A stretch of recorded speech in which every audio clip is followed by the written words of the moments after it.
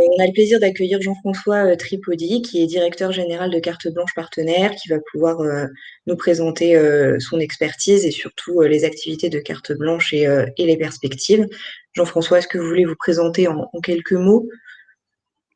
Oui, bonjour tout le monde. Merci de vous donner la parole. Donc, Jean-François Tripodi, je dirige Carte Blanche Partenaire depuis maintenant 10 ans. Nous allons donc vous présenter sur les travaux menés par Alice le panorama des réseaux et je vais essayer à la fois de vous parler de carte blanche, mais aussi en règle générale de tout ce que représentent les réseaux de soins aujourd'hui en France. Merci, et moi je suis Alice Gasselin, donc consultante pour Care Insight, et j'ai rédigé donc cette étude. Alors pour commencer déjà, qu'est-ce qu'un réseau de soins? Les réseaux de soins sont apparus au début des années 2000 à l'initiative de complémentaires santé. L'objectif de départ, c'était d'offrir aux adhérents d'offrir un accès à des produits ou des prestations ou des soins qui sont très peu remboursés par l'assurance maladie, mais très remboursés par les complémentaires santé. Les plateformes de services donc, ont été créées autour des années 2000 et c'est à partir de ce moment-là qu'elles connaissent un véritable essor. Le cadre juridique des réseaux de soins, donc c'est la loi Leroux de 2014 qui définit un peu ce qu'est un réseau de soins. Donc, je vous ai mis une petite définition là dans la slide. Un réseau de soins est constitué par un ou plusieurs organismes complémentaires qui, directement ou par l'intermédiaire d'un tiers, concluent avec des professionnels de santé, des établissements de santé ou des services de santé, des conventions qui comportent des engagements relatifs à la fois pour l'organisme assureur, sur la nature des garanties ou sur leur niveau, et pour le professionnel, l'établissement ou le service, au service rendu ou aux prestations, ainsi qu'aux tarifs ou au prix. Qu'est-ce que ça donne? Ça donne des adhésions de professionnels de santé à des réseaux et ça doit s'effectuer sur la base de critères objectifs, transparents et non discriminatoires, sachant que les professionnels de santé peuvent adhérer à plusieurs réseaux de soins. Les professionnels, eux, doivent proposer des tarifs inférieurs à ceux du marché et les professionnels doivent offrir des services exclusifs aux adhérents d'un réseau. Et ils doivent aussi faire bénéficier d'une large gamme de produits de qualité. L'aspect qualitatif est très important. On distingue sur le marché plusieurs types de réseaux de soins, des réseaux ouverts, restreints et fermés. Et Jean-François, je vous laisse présenter les différences entre ces réseaux. Merci beaucoup. Je voudrais juste attirer votre attention par rapport au slide précédent. Vous avez vu que la loi date de 2014, alors que les réseaux datent de 2000. Ça veut dire qu'il a fallu 14 ans pour que le législateur comprenne que nous existions et commence à penser à nous. C'est souvent le cas, hein. La loi arrive après la mise en œuvre. Les réseaux. Donc effectivement, les réseaux ont été qualifiés par l'IGAS, qui a rendu un rapport il y a quelques années, et qui a défini 3 catégories de réseaux, ouverts, restreints et fermés. Qu'est-ce qui différencie ces réseaux pour les définir comme tels?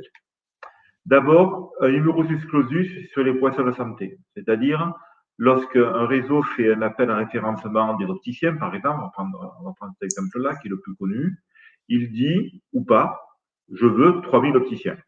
Ou alors il dit, je veux autant d'opticiens qui vont respecter notre règlement, les contraintes que nous lui donnons.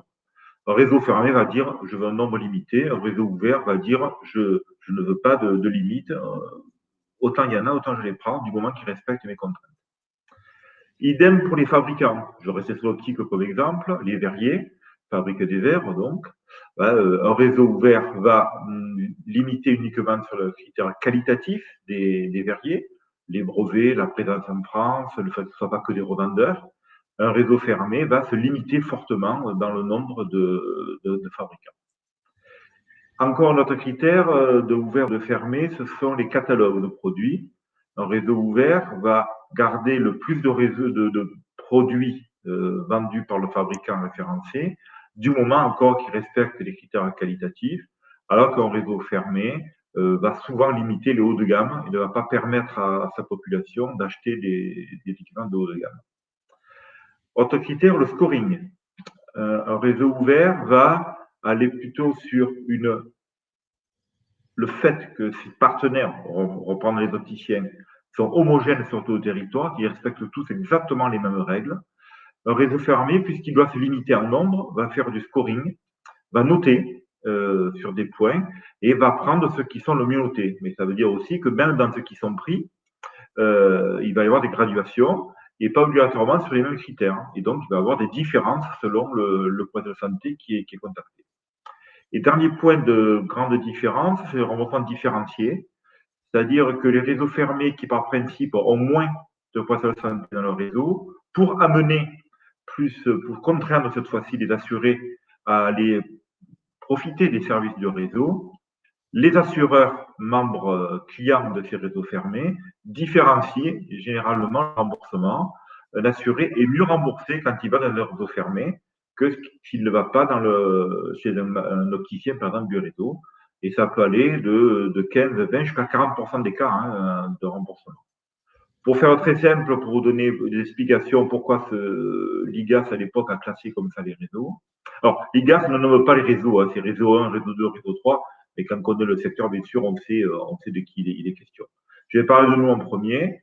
Nous sommes dans un réseau ouvert, nous ne faisons aucun numerus clausus, ni sur le nombre, ni sur les fabricants. Nous refusons que sur la qualité.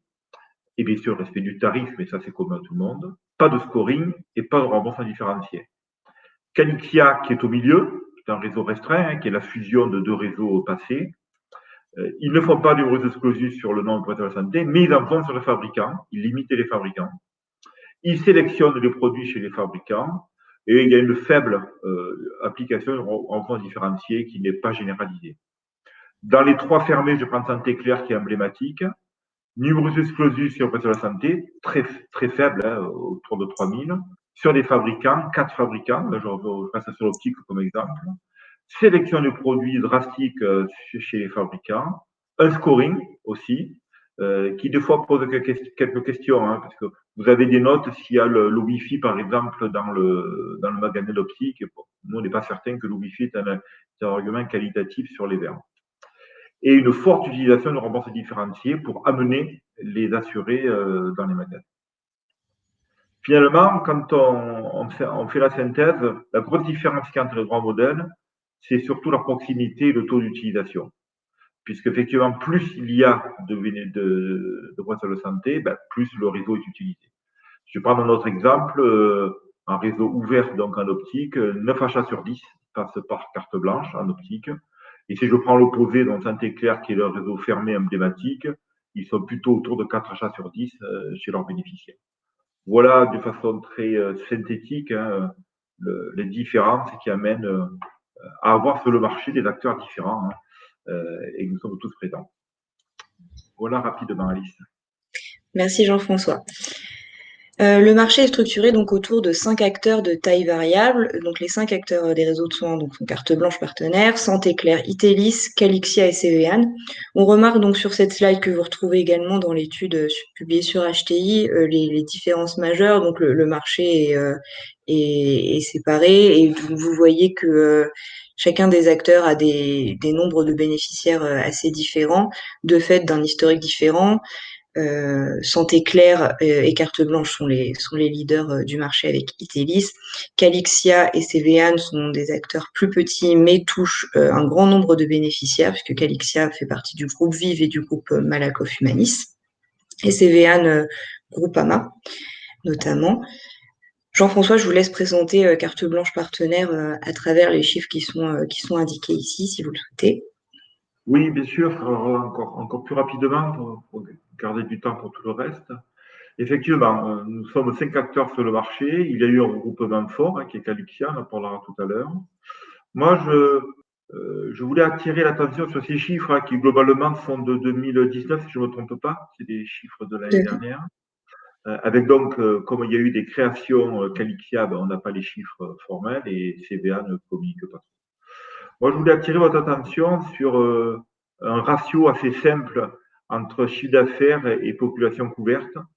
Et vous voyez assez rapidement, hein, en faisant un calcul de tête, pour ceux qui ont déclaré leur chiffre d'affaires, le coût moyen hein, par rapport à un service. Et donc, c'est assez facile. Hein, quand on divise 12 par 8, c'est pas pareil que quand on divise 28 par 10, par exemple, là, pour parler de carte blanche, c'est clair.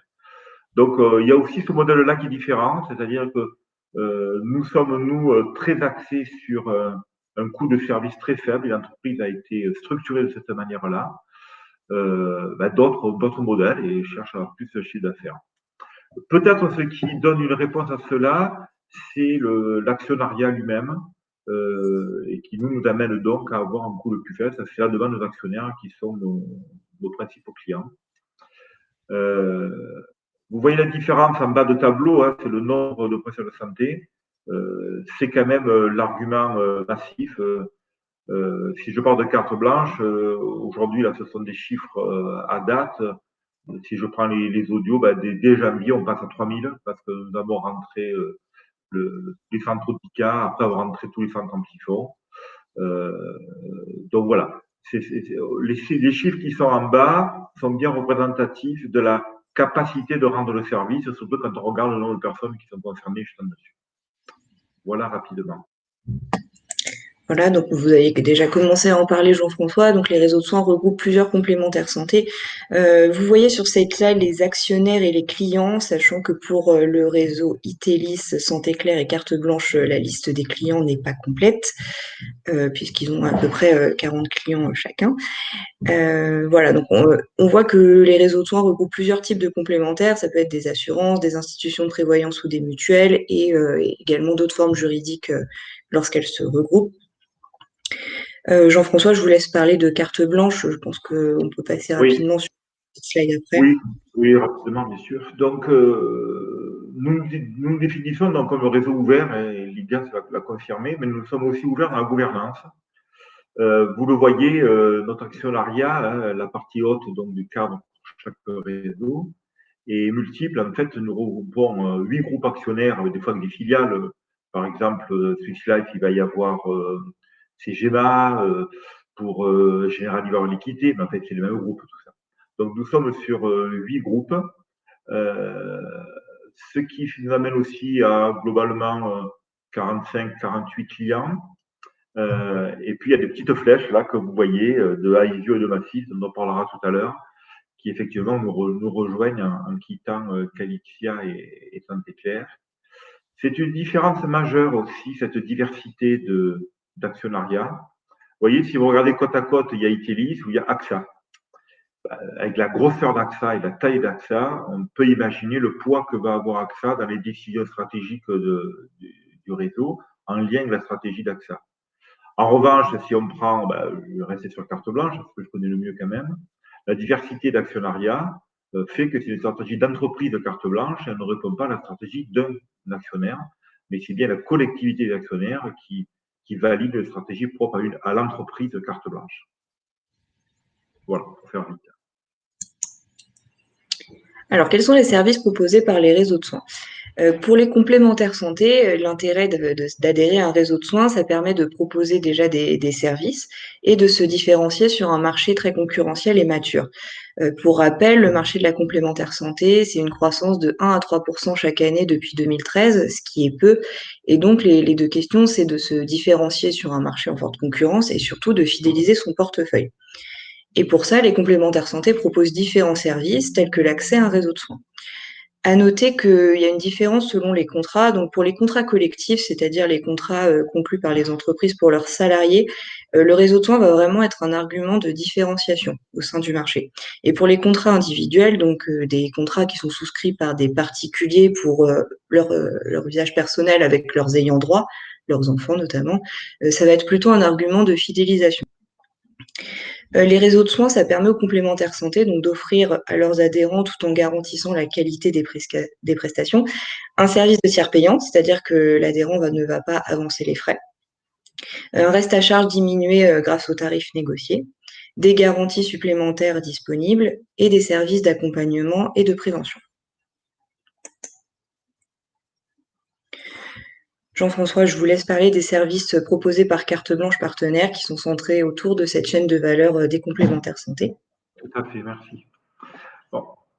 Globalement, déjà, sur les réseaux de soins, nous avons tous eu comme premier objectif vraiment compenser la demande des assurés qui voulaient toujours être plus remboursés sur optique dentaire audio parce que mal remboursé Sécu, des tarifs libres qui augmentaient, et donc les mutuelles, les complémentaires de santé qui remboursaient de plus en plus. Donc il fallait arrêter le mauvais cercle et dire on arrête de toujours augmenter le remboursement qui quelque part augmente aussi les primes derrière. Donc on a tous commencé comme cela. Et puis petit à petit, certains d'entre nous, pas tous, ont basculé sur plateforme de services santé. Maintenant, nous appelons aussi réseau de services santé. Pourquoi? Parce que de plus en plus, les complémentaires ont demandé cela, ont demandé des services pour se différencier, comme vient de le dire Alice. Mais aussi, ce qui a changé avec le temps, c'est que il y a peut-être 20 ans, 15 ans, on était encore capable, le monde de l'assurance, de financer pour faire un peu de pub. Maintenant, c'est fini depuis très longtemps. Il faut financer des services qui sont utiles et utilisés. Sinon, ils ne peuvent pas être financés par les complémentaires santé vu l'équilibre fragile quand même de l'assurance santé. Les garanties se banalisent, c'est pas un scoop, vous le savez tous. Le 100% santé a mis encore une couche, avant le contrat responsable, avant l'ANI, enfin en même temps l'ANI. Donc voilà, on sait très bien que maintenant, l'imagination de ceux qui créent le produit est assez bridée et la différenciation, elle est sur les services. Et les services, l'offre de soins, mais c'est notre métier. Et justement, des plateformes comme Carte Blanche, nous portons cette compétence. Nous avons l'expertise de métier sur le secteur de la santé et l'offre de soins, ce que n'a pas obligatoirement l'assureur, parce que c'est pas son corps de métier de maîtriser l'offre de soins, c'est corps de métier de maîtriser l'assurance. Donc nous maintenant, on se définit comme réseau de soins et de services de santé pour répondre donc aux besoins de nos clients. Et on s'est placé dans la chaîne de valeur. Donc vous voyez la chaîne de valeur de l'assurance, nous pensons que c'est celle-là. Si je pars de la droite, remboursement des dépenses, bien sûr, c'est la base du métier. Mais il faut aussi accompagner, donc accompagner les assurés pour qu'ils soient en capacité d'être bien soignés. Il faut les orienter. Les orienter, c'est aussi être en capacité de les aider à bien se soigner. Prévention de dépistage, ben, ça veut dire en soi ce que ça veut dire, c'est éviter les soins. Et bien-être et bien vivre qui de plus en plus apparaît, on va dire, dans le paysage et qui est une attente forte des bénéficiaires finaux. Si je reste sur la partie bien-être et prévention, dépistage, que nous avons globalisé dans un seul bloc, ben, par exemple, on fait des dépistages à l'entreprise. On fait des dépistages dentaires et optiques. On fournit un outil digital pour que nos assurés puissent suivre leur audition. Je vais juste doubler par exemple le dépistage dentaire. Maintenant, on sait que le citoyen français va passer chez le dentiste. C'est pas un scoop, on le sait tous. Et c'est pas une question de CSP, c'est les Français ne vont pas chez le dentiste. Ben, dans l'entreprise, on est capable d'envoyer des infirmières avec des caméras intrabuccales qui sont grosses comme un stylo. Les infirmières filment l'intérieur de la bouche avec cette caméra qui est très spéciale. On envoie tout ça le soir, donc on n'a pas le droit de connexion Internet ou quoi que ce soit. Le soir, les dentistes du CHU de Montpellier reçoivent cela, font l'analyse, font le diagnostic, et on envoie soit par courrier, soit dans un coffre-fort électronique, ben, le résultat, le diagnostic finalement. Et je promets que les taux de détection sont importants et dans des entreprises, on a même fait ça dans la fonction publique, qui pourtant, on se dit, ces gens-là doivent se soigner les dents, mais non, ils ne le font pas, on détecte il y a eu 80% de détection, par exemple, de caries, de 50% de déchaussement. Donc, il y a un vrai intérêt, mais pas que de services, c'est pour ça que je voulais dire là-dessus, aussi derrière, n'oublions pas que il vaut mieux plus on soigne vite et tôt, moins ça coûte cher aussi. Donc à tout le monde, à la collectivité, mais aussi à l'assureur. Alors l'orientation, bien sûr, il faut avoir le bon outil pour orienter. Donc nous, on est totalement digitalisé là-dessus avec un service qu'on livre en mode API à tous les clients qui peuvent l'insérer dans le parcours client de leur assuré. Parce que c'est ça qui est important. Il faut que ce soit accessible au bon endroit et pas placé quelque part loin dans un site internet inaccessible. Et par exemple, souvent, le lieu le plus proche, c'est là où l'assuré va avoir ses remboursements. Parce qu'on sait tous que l'assuré, ce qu'il va chercher en premier sur son application ou son site internet, c'est est-ce qu'il a été remboursé. Et donc, c'est là où il faut le capter et lui donner l'information qu'il puisse utiliser correctement. L'accompagnement, c'est toujours pareil, c'est le suivre. Je passerai à mon devis décrypté, donc on en parlera tout à l'heure. Mais aussi guider les médicaments sans ordonnance, parce que Notre objectif, c'est d'accompagner l'assuré quand il va faire un achat de soins. Et typiquement, sans ordonnance, souvent, on va à la pharmacie, on achète quelque chose et on se retrouve devant la banque du pharmacien. Et puis, il vous donne ce qui est vendu juste derrière lui. Vous savez, là, ce qu'on voit bien derrière, parce que c'est ce qu'il faut qu'ils vendent au niveau business, tout simplement. Ils sont rôle, hein. Pourquoi pas. C'est des bons produits, c'est pas ça le problème. Souvent, ils sont souvent un peu chers. Donc, nous, on fournit ce guide qui permet de bien comprendre ce qu'est un médicament, de pouvoir comparer. Vous seriez étonné en regardant ce guide, le nombre de médicaments qui portent des noms différents et qui sont strictement identiques, hein, et des fois avec des prix très, très différents. Et bien sûr, les réseaux, hein, pour le côté remboursement, on a déjà parlé. Moi, je zoomerai sur deux trucs, c'est réseau optique de mon entreprise, parce que on a un service qui, pour des entreprises de certaines tailles, il faut quand même qu'il y ait un nombre de salariés significatif. On fait des sous-réseaux, on va dire, propres à l'entreprise, en plus du réseau classique, pour que les opticiens de proximité répondent spécifiquement au contrat de l'entreprise. Et nous allons ouvrir bientôt, dans l'accompagnement du médicament sans ordonnance, le fait que le pharmacien, par la médication officielle accompagnée, puisse conseiller de façon structurée sur des produits et non pas, donc, comme je disais tout à l'heure, un achat rapide comme ça à la banque. Vous le voyez, l'objectif, c'est de rentrer dans tout le parcours de l'assuré, dans toute la valeur attendue par l'assuré de sa complémentaire santé. Et on est là vraiment pour accompagner nos clients dans toute la relation qu'ils ont avec leur assuré. Voilà, Alice. Merci Jean-François. Un petit focus ensuite sur l'optique, qui est un domaine historique et donc concurrentiel des réseaux de soins, puisqu'ils sont tous positionnés dans ce domaine, et montrer que, en fait, ça pousse les réseaux, cette concurrence, à innover pour se démarquer. Comme on le disait, quelques éléments de contexte, les réseaux de soins se sont positionnés rapidement sur les secteurs à fort reste à charge et avec un faible remboursement de l'assurance maladie. Et c'est le cas de l'optique. En optique, les acteurs couvrent plusieurs milliers de points de vente. Et donc, l'encadrement des produits, des pratiques et la proposition de nouveaux services est très avancé dans ce domaine, et donc la concurrence très forte. Deux exemples ici d'innovation. Donc, Itelis, qui a fait un partenariat avec les opticiens mobiles depuis mars 2020. Donc, Itelis met à disposition l'offre proposée par les opticiens mobiles. Donc, les opticiens mobiles, c'est un réseau d'opticiens itinérants. L'assuré peut prendre rendez-vous sur le site web ou par téléphone, et ensuite un opticien se déplace chez lui, réalise un bilan visuel, il lui conseille un choix de monture et des verres et prend les diverses mesures pour adapter les verres à l'assuré. Et ensuite, l'équipement est livré et l'opticien se redéplace et adapte si besoin les réglages. Et donc, on a une réduction de 20% sur la réalisation du service de santé visuelle, et le deuxième rendez-vous est gratuit. Donc, le réseau de soins offre cette réduction-là. Et Jean-François, je vous laisse parler de votre innovation en optique, votre chatbot carte blanche. Merci. Oui, alors nous avons identifié en optique un besoin d'accompagnement, parce que nous avons constaté qu'avec notre fort taux d'utilisation du réseau, malheureusement, souvent, l'assuré allait chez l'opticien sans avoir bien préparé ce rendez-vous, et des fois sans connaître tout ce à quoi il peut accéder avant ou après. Donc, le chatbot nous a semblé le bon outil.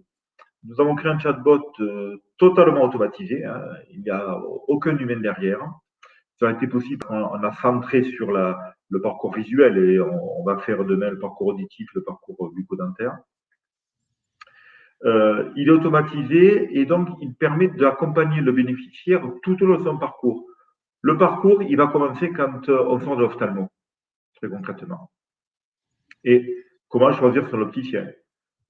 Que faut-il demander à son opticien? Est-ce qu'avant d'être opticien, on peut aussi, par exemple, essayer des montures?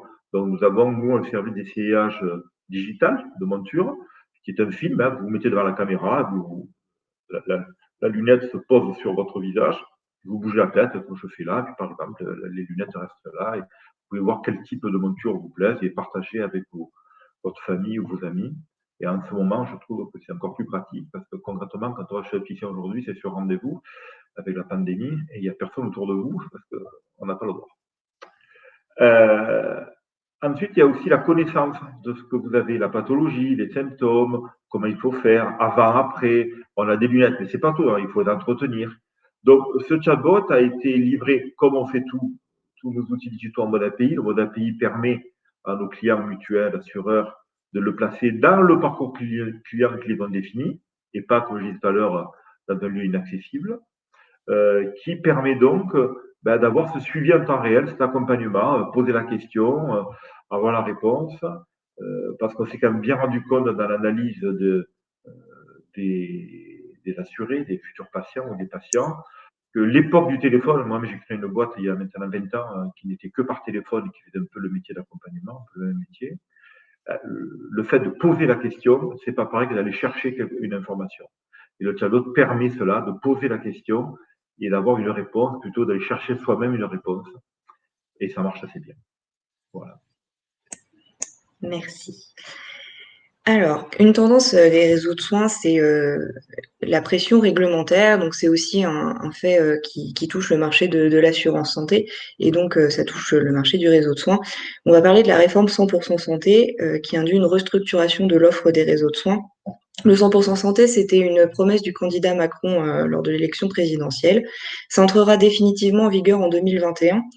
Qu'est-ce que c'est l'idée du 100% santé? C'est de définir plusieurs paniers, dont un panier 100% santé qui sera pris en charge intégralement par l'assurance maladie et la complémentaire, sans frais supplémentaires à la charge de l'assuré. Ça concerne 3 domaines, et les domaines qui sont le moins bien remboursés par l'assurance maladie, à savoir l'optique, le dentaire et l'audiologie. Et c'est aussi là où les réseaux de soins se sont positionnés. Donc avec le panier 100% santé, en fait, l'assurance maladie va mieux rembourser ce panier-là et se désengage sur les paniers libres. Mais cette réforme est encore un peu récente et pas encore rentrée définitivement en vigueur, notamment en audiologie. Et donc ça a un impact important sur les réseaux de soins puisqu'elle intervient sur leurs postes de clés, les postes de soins clés et historiques. En optique, la réforme du 100% santé induit 2 paniers, et donc on suppose que pour les réseaux de soins et pour les assurés, la différenciation va s'effectuer sur les paniers libres, où les assurés pourront choisir une monture de leur choix et des verres. On reviendra avec Jean-François sur les subtilités de l'optique. En dentaire, il y a 3 paniers de soins, un panier 100% santé, donc remboursé intégralement, un panier reste à charge modéré, remboursé en partie, et un panier libre. Et donc cette réforme-là couvre à peu près 70 à 80% des soins pratiqués. Et donc l'offre des réseaux va aussi se positionner sur le panier libre, où les couronnes sont moins bien remboursées, notamment les couronnes en céramique. C'est des couronnes qui sont de la même couleur que la dent et des couronnes très qualitatives, et donc pas remboursées par l'assurance maladie. Et en audiologie, l'entrée en vigueur se fera en 2021. Donc c'est un peu plus difficile d'avoir une visibilité puisque la réforme va rentrer là, le 1er janvier en vigueur. Et comme pour le poste dentaire, on peut quand même supposer que la réforme va s'effectuer sur les paniers libres. Carte Blanche Partenaire a réalisé une étude, et Jean-François, je vais vous laisser en parler sur le 100% santé. Merci. Oui, quand le projet RAC 0 est devenu projet 100% santé, d'abord, chaque fois, j'aime bien souligner la qualité marketing du gouvernement, parce qu'appeler ce projet 100% santé, alors que majoritairement les remboursements sont tenus par les complémentaires en santé et pas par les remboursements de Sécu, c'est un effet de manche marketing extraordinaire. Là, franchement, celui qui a créé ça, il a été bon. Donc nous avons voulu à l'époque faire l'étude, dont on l'a faite en 2018, dès que les normes sont tombées, la réglementation est tombée, pour voir jusqu'où on allait tomber, quoi, et pas dans la catastrophe. D'abord, on a été vite rentré dans notre étude, et cela s'est confirmé dans la réalité, puisque maintenant on a des chiffres assez faibles sur l'optique, c'est qu'on avait estimé qu'il n'y aurait que 10% des ventes qui correspondront au panier 100% santé. Pourquoi? Parce qu'aujourd'hui, de toute façon, les réseaux de soins, on est à peu près sur 55 millions de citoyens français couverts. Tous les opticiens sont capables de faire des offres entrée de gamme. Et donc, il y a avoir un petit plus, et on avait estimé à 10%, et ben on y est. Voilà, on y est. On est même un petit peu en dessous, mais je pense que ça va se stabiliser. Ça n'a pas changé le modèle des réseaux sur l'optique. La preuve en est, nous, on vient de refaire notre réseau optique qui a été clôturé tout récemment, qui a été clôturé vendredi soir. Donc, je ne vais pas déflorer le nombre d'opticiens, mais je veux dire qu'on est largement à ce qu'on avait attendu. Ça veut dire que ça n'a pas changé l'attractivité pour les opticiens des réseaux. Ils viennent toujours chez nous parce qu'ils ont besoin de nous. Et nous, on a besoin d'eux, donc c'est réciproque. Ce qui nous a surpris en optique, c'est le panier mix. Alors, je vous expliquer bien cela. Le panier 100% santé, c'est les fabricants de verres de monture doivent déclarer des montures et des verres qui respectent strictement les règles techniques, technologiques de ces produits. Et les mutuelles, les complémentaires santé, doivent rembourser sans reste à charge ces produits-là qui sont référencés comme tels. Les montures sont à 30 € en prix de vente et les verres, bon, sont des prix différents selon la catégorie du verre et le niveau de correction. Et puis le panier libre, le panier B, ben là, il n'y a aucune limite, sauf que le remboursement des montures est à 100% et que le remboursement des verres est limité, bien sûr, par contrat responsable, mais là, le prix de vente est sans limite. Il n'y a que nous, les réseaux, qui le limitent.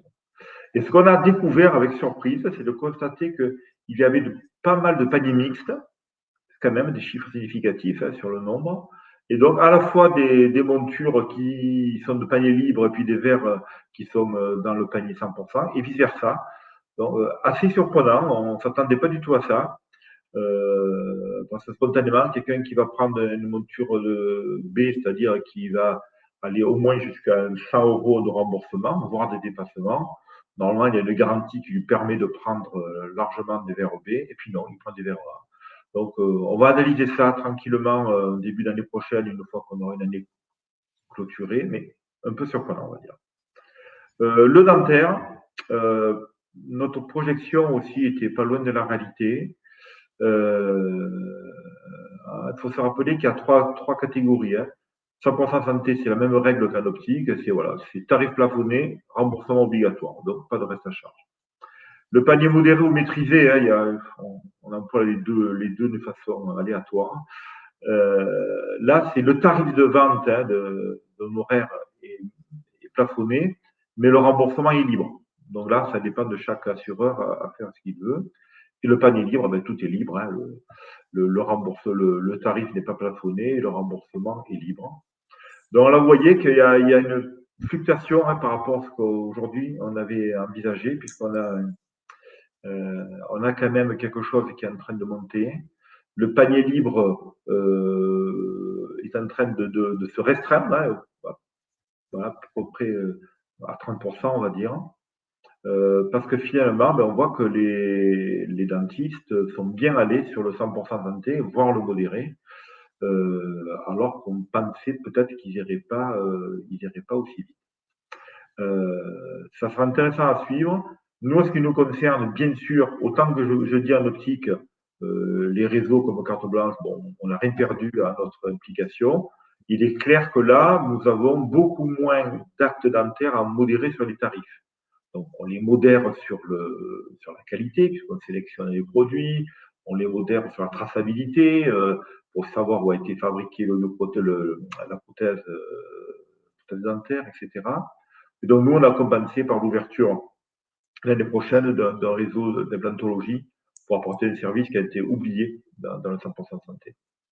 Alors, l'audio, c'est nouveau, c'est l'année prochaine. Objectivement, tous les chiffres d'aujourd'hui n'ont pas de sens par rapport à ce que ça va être dès le 1er janvier. Pour mémoire, tous les orthoprothésistes devront vendre, proposer à la vente une endoprothèse à 950 €, remboursée intégralement. Et objectivement, je ne dirais pas pareil sur l'optique, mais en audio, la qualité technologique est bonne. Elle n'est pas très bonne, mais elle est bonne. Elle vaut le prix largement. C'est un vrai intérêt. On sait qu'il y a une large population qui n'est pas équipée en endoprothèse pour des raisons purement financières. Et nous avons estimé, nous, que sur l'année 2021, pour toute la France, pas que pour carte blanche, il y aurait de l'ordre de 450 000 achats supplémentaires. Ce qui est titanesque, ce qui est vraiment titanesque. Et donc, je peux vous dire qu'en ce moment, les orthoprothésistes se préparent au choc de la vente. Et je sais que, notamment, le secteur de l'assurance santé, plutôt individuel, plutôt âgé, a aussi largement anticipé, bien sûr, ce surcoût qui va arriver massivement. Parce que, voilà, c'est la réalité des choses. Là, oui, en audio, il y a des gens qui n'étaient pas équipés que pour des raisons financières. Moi, ce que je veux juste attirer l'attention, il se trouve que c'est nous qui avons fait l'étude et qu'elle est pertinente, mais ça démontre que les réseaux de soins comme carte blanche, nous avons la capacité de comprendre ce marché. Et je dois dire aussi que le 100% santé nous a rapprochés du monde de l'actuariat dans les assurances santé. On n'était pas fâchés, mais on était plutôt ignorés, on va dire. Voilà, on était des réseaux à côté, mais bon, on n'avait pas d'action avec eux. Et là, on travaille plutôt avec le marketing produit, etc. Ça oui, mais pas les actuaires. Là, les actuaires ont compris notre intérêt. Et maintenant, nous sommes de plus en plus source d'informations et de travail en commun avec le monde de l'actuariat. Voilà. Merci Jean-François. Je vois que le temps défile, donc on va avancer un peu plus vite. Les réseaux de soins sont aussi bouleversés par la concentration du marché de l'assurance santé. On a vu que le marché de l'assurance était bouleversé par la réglementation, mais la réglementation induit une concentration du marché. Le marché de la complémentaire santé est très concurrentiel. On a une pression réglementaire sur les structures et sur les contrats qui induit une standardisation de l'offre. On l'a un peu vu, la réforme du 100% santé déjà, mais avant ça, la réforme des contrats responsables qui crée des planchers et des plafonds sur les contrats des complémentaires. Donc tout ça, ça standardise un peu l'offre. Et les complémentaires vont plus se différencier sur les lignes de leur contrat, mais par tout ce qui est annexe au contrat finalement, les surcomplémentaires et les services et surtout pour les contrats collectifs. Ce regroupement des complémentaires est assez intéressant à voir au niveau des chiffres. On a une diminution de 72% depuis 2001. On est passé de 1702 complémentaires santé, tout organisme confondu, bien sûr, assurance, mutuelle et IP, à 474 en 2017. C'est majeur surtout pour les petites mutuelles qui se regroupent au sein de gros groupes. On a quelques exemples en tête. Et cette tendance à ce regroupement permet aux acteurs de mettre en commun des moyens, de coordonner des stratégies et de préparer des futures fusions. Et ça a une incidence sur le choix des réseaux. On a deux tendances qu'on peut relever dans le marché. La création d'un réseau de soins, c'est le cas de Calixia, ou le choix d'un réseau unique par deux acteurs. Et c'est le cas de Carte Blanche. Je vous laisse, Jean-François, Oui, développer. alors je vais faire très court pour rattraper un peu le temps. L'exemple Calixia, donc il y avait deux réseaux, Calixia et Istia. Calixia, c'était Malakoff, Médéric et Harmonie. Et Istia, c'était le groupe MGN et consorts.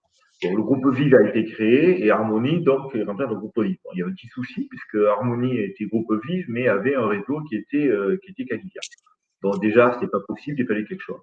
En même temps, Humanis, le groupe paritaire Humanis, bon, on connaît tous la situation, est rentré dans le groupe Malakoff, c'est le Malakoff Humanis, et Humanis était chez Itelis.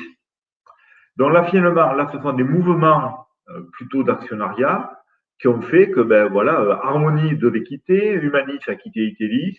Ben, finalement, deux réseaux se sont rapprochés, ont fusionné, et c'est devenu Calixia, qui maintenant est sous gouvernance Vive et Malakoff Humanis.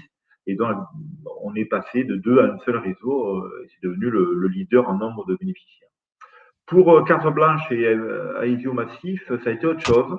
Aesio était chez, enfin, il est toujours à date, à l'instant où on parle, chez Aesio était chez, je vais le dire, chez Calixia, Massif chez Santé Claire. Ils se regroupent et ils se disent dans leur premier acte vraiment formel, c'est nous allons mettre le même réseau de soins en place. Il faut un appel d'offres, tout simplement, que nous gagnons. Et donc, à partir de l'année prochaine, tout au long de l'année, il y aura la bascule qui va se faire du portefeuille, qui va amener donc Aesio et Massif chez. Pardon. Excusez-moi. Ce qui nous change donc les donnes et les chiffres qu'on vous a donnés tout à l'heure, donc seront plus vrais à terme, puisque nous allons passer à 12 millions et demi de bénéficiaires en absorbant en Massif et Aesio qui deviennent actionnaires chez Carte Blanche. Donc ça sera un mode périn. Et de ce fait, Calixia va perdre 3 millions de Aesio et Santeca va perdre 1 million de Massif. Donc vous voyez, un effet indirect. Bien sûr que peut-être que si Massif et Aesio ne s'étaient pas regroupés, ils n'auraient pas lancé un appel d'offres. Et le regroupement a lancé l'appel d'offres et on a gagné. Et de l'autre côté, ben, c'est des mouvements d'actionnariat, de regroupement qui ont fait que Calixia a été créé. Voilà. Merci Jean-François. Et toujours dans cette lignée, en fait, pour se différencier et fidéliser les portefeuilles, les réseaux de soins proposent de nouveaux services numériques pour mieux se conformer aux pratiques de santé. Et donc, on développe des outils. Donc, carte blanche, vous avez créé un suivi digital audio et par exemple, mon devis décrypté parmi l'offre de services. Jean-François, je vous laisse rapidement en Ouais, parler. très très vite cette fois-ci, pour laisser le temps à nos auditeurs si veulent poser des questions. Bon, tout à l'heure, je vous ai dit le boom qui va arriver en port d'audioprothèse, donc il fallait accompagner tout ça. Euh, vous savez peut-être, quand vous portez des lunettes, globalement, vous voyez assez vite que vous voyez mal. Hein, vous ne lisez plus les petits caractères dans le journal, donc c'est vite fait. En audio, c'est pas pareil. On ne se rend pas compte qu'on perd de l'audition. Les appareils se dérèglent et l'audition change. Donc, il faut avoir un suivi. Ce suivi, il est payé lors de l'achat d'audioprothèses. Peu de gens le savent. Et donc, nous, on fournit à la fois à nos prothésistes et à nos bénéficiaires un outil digital sur lequel ils peuvent communiquer, mais aussi l'outil digital est là pour accompagner le bénéficiaire, l'alerter quand il faut aller faire un contrôle, faire régler son appareil, faire des tests pour se rendre compte si effectivement il entend bien, des tests, des exercices, etc. Et surtout, lui rappeler les rendez-vous et que le professionnel lui propose bien ses rendez-vous parce que malheureusement, on peut se dire qu'il y a certains professionnels qui ont pris un modèle économique où ils ne génèrent pas ces rendez-vous. Et après, on vous a parlé du 100% santé tout à l'heure, qui est assez complexe pour l'assurer, notamment en dentaire, mais pas mal en optique. Le dentaire est quand même horrible dans sa compréhension. Hein. Vous le savez sûrement, hein, c'est selon la place de la dent dans la bouche et le matériau, vous avez des remboursements différents et un placement dans les cases est différent. Donc, c'est assez incompréhensible. Le dentiste n'a pas le temps d'expliquer tout ça. Donc, nous sommes partis sur les trois métiers, optique, dentaire, audio, avec une simple photo par prise avec le téléphone. L'application prend la main dessus et on vous répond en temps réel, hein, c'est immédiat, quelques secondes. On interroge votre complémentaire, on a tous les remboursements possibles, on fait toutes les simulations qui peuvent exister dans le matériau par rapport au numéro de dents, par exemple, pour parler du dentaire, le remboursement que vous pouvez avoir et le prix moyen que nous connaissons du marché, et bien sûr le devis qui a été proposé, qui est analysé finement. Notre objectif, c'est que pour les trois métiers, vous soyez capable, quand vous avez notre décryptage du devis, de retourner voir votre professionnel de santé pour discuter du devis, en ayant la bonne connaissance, en étant éclairé, on va dire, parce que c'est ce qui manque aujourd'hui. Le patient lambda n'a pas la connaissance de d'abord ce à quoi il a droit, les conséquences esthétiques, qualitatives, etc. d'un matériau, et donc avec ce devis décrypté, je pense en dentaire notamment, d'assurer la capacité d'aller discuter d'une façon sereine. Voilà, j'ai fait très vite, Alice. Merci Jean-François. Donc notre dernière slide pour conclure un peu avant de passer aux questions, et d'ailleurs n'hésitez pas à poser vos questions dans le petit module de chat. Comment les réseaux de soins font face au bouleversement du marché? Donc déjà, quels sont les bouleversements du marché? Euh, le marché de la complémentaire santé se concentre majoritairement du fait d'une pression réglementaire et d'une forte concurrence. En fait, ces trois éléments sont liés les uns aux autres.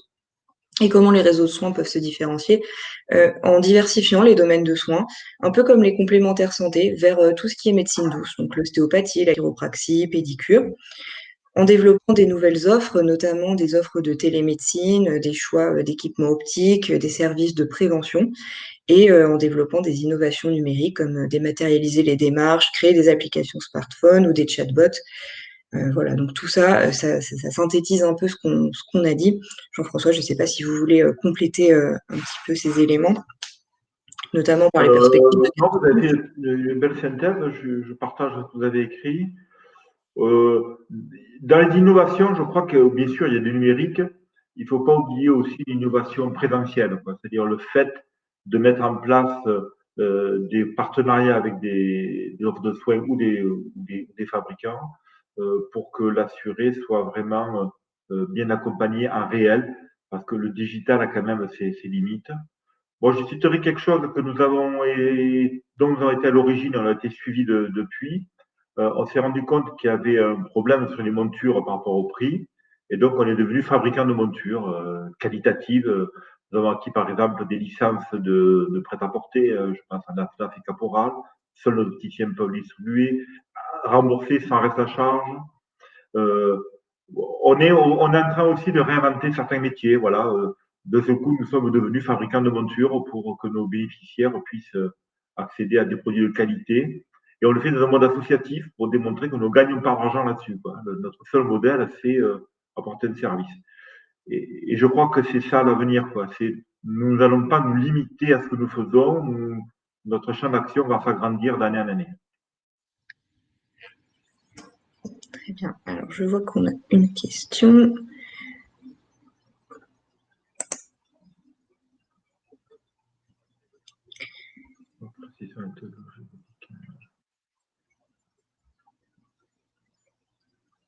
La terminologie réseau de soins pour les réseaux de prescription de technologies médicales, medical device, crée une confusion avec les réflexions sur les réseaux de soins. Oui, c'est deux vocables. Je rajouterai réseau de santé aussi, hein, les réseaux de santé qui sont les réseaux diabète, cancéro, etc. Oui, historiquement, quand même, un réseau de soins, c'est assez ancien, quoi, hein. Ça date de bien avant l'année 2000, là, parce que les premières fois on a utilisé le nom vraiment réseau de soins, c'est plutôt les années 90. Après, ça a été généralisé. Je ne pense pas qu'on s'adresse aux mêmes personnes. C'est-à-dire que quand on parle de réseau de soins d'un bénéficiaire, on ne parle pas de technologie médicale, quoi. On ne parle pas de prescription. Sauf de ma part, quand on parle de réseau de soins pour tout ce qui est donc prescription de technologie médicale, on est plutôt vers le point de la santé, si je me trompe pas. C'est ça qui permet de pas se tromper. Moi, j'aurais une question plutôt sur l'usage de la télémédecine. Est-ce que c'est quelque chose qui va se développer pour les réseaux de soins? Est-ce que vous pensez que il y aura des offres qui vont être développées? Oui, sûrement. Alors, mettons de côté la situation exceptionnelle de la pandémie sur la télémédecine, la téléconsultation, hein, qui est quand même très atypique, liée au remboursement pris en charge par la Sécu, etc. Nous, c'est un chantier qu'on a ouvert il y a maintenant quelques années. On a fait des grandes enquêtes, hein. On a interrogé plus de 8000 assurés. On a interrogé tout un panel assez important, je crois que c'était 500 professionnels de santé. Donc, on a une vision assez claire de ce qu'il faut, qui est quand même très orientée, vu la demande du marché, sur je veux parler aux médecins que je connais. On a très peu de besoins réels identifiés de je cherche comme ça, je veux une téléconsultation, un peu comme ça dans le bac. Je veux parler en premier à celui que je connais et je ne veux pas me déplacer. Autre chose qu'on a identifié, c'est une large partie de la population se sent seule en téléconsultation. Et donc, on a identifié le besoin d'accompagner lors de la téléconsultation. Et cela peut se faire, hein, on l'a modélisé. Il se trouve que j'ai échangé il n'y a pas longtemps avec Xavier Bertrand, le président de Hauts-de-France. Ils l'ont expérimenté, donc on va aller voir ce qui se passe chez eux. Nous pensons qu'il faut avoir à côté de certains patients un infirmier, un pharmacien, un professionnel de santé qui va accompagner parce que la personne ne va pas être autonome dans tout et que la téléconsultation n'est pas un tout en soi qu'il faut gérer donc avant l'accompagnement et après. Après, ça veut dire est-ce que c'est du télésoin, est-ce que c'est de la téléexpertise, est-ce que c'est de la e-prescription pour les médicaments, est-ce que c'est la recherche facilitée d'un auxiliaire, je vais penser à un infirmier qui doit venir faire une piqûre, une prise de sang, un kiné, etc. Et nous sommes plutôt sur cette orientation-là, c'est gérer le parcours de santé dans la télémédecine. Alors, une dernière question pour conclure. Que pensez-vous des comparatifs réalisés entre les mutuelles? Donc, je présume que vous pensez des comparatifs sur Internet quand il y a donc des sites style Les Furets ou etc. D'abord, on sait tous que ces comparatifs, les complémentaires en santé, les mutuelles, mais comme pour les véhicules, pour tout ce qui est assurance, c'est une adhésion de l'assureur hein, qui va rentrer dans ce comparateur et qui va payer ce comparateur au lead. Hein. C'est bien le principe qui n'est pas un scoop. Donc il n'y a pas une comparaison exhaustive du marché, une comparaison des clients du comparateur et ces clients réunir le comparateur sur les leads qui sont fournis. L'intérêt de ce comparateur, c'est de faciliter sûrement la compréhension des différences entre les contrats. Bon, il y a un accord lisibilité qui est passé, qui est en train de se généraliser, qui va faire que tous les contrats santé auront plus ou moins quand même une même manière de présenter les remboursements. Mais je trouve pour moi que le grand intérêt des comparatifs, c'est pas comparer les prix, parce que ça peut se faire facilement, c'est comparer les prix et les prestations. Et ça sert à ça.